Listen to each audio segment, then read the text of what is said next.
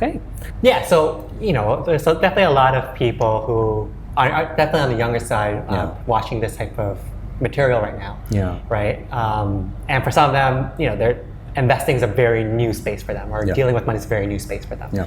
Right? Do you have any closing words for how you would recommend them start this journey? Yeah, my advice, first of all, is always to look at your investment objectives. That's the first one.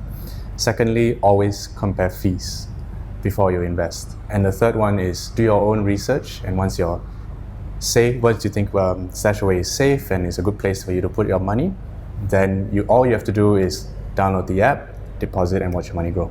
Perfect.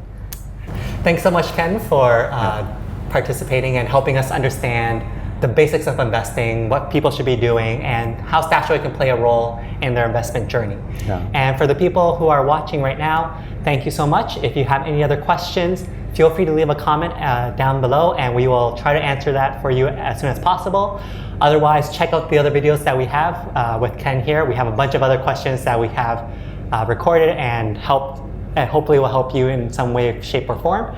And if you're ready to take the next step in joining StashAway, just feel free to use one of the links below in the descriptions, because you'll get some bonuses that you can't find anywhere else.